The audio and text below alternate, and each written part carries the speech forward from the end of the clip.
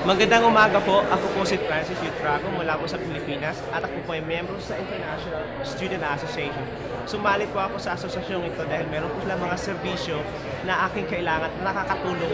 Katulad ko po galing sa ibang bansa at gustong mag-aral dito sa universidad na ito.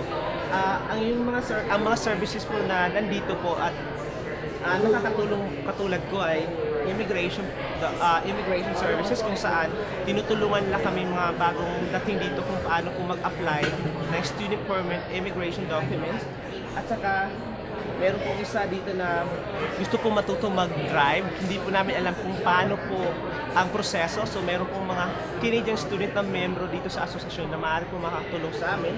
At saka hindi lang po doon ang pakay ko kung bakit sumali ako dito kasi kailangan ko pong i-improve yung English ko. So hindi lang po kami tumatanggap ng mga international student, kundi tumatanggap din kami ng mga Canadian student na gustong tumulong katulad sa amin na i-improve yung aming English. Kasi bawat isa sa amin may kanya-kanyang dialect at kailangan naming kasayan ng aming English. So kung kayo po ay interesado at gustong sumali sa aming asosasyon, pwede po kayong bumisita sa aming Facebook account, International Student Association, o kaya pumunta po kayo sa aming office at saka kayo po ay pwedeng mag-sign up. Hindi lang po to para sa mga international student, kundi para din po to sa mga Canadian student na gusto pong sumali sa aming association. Salamat!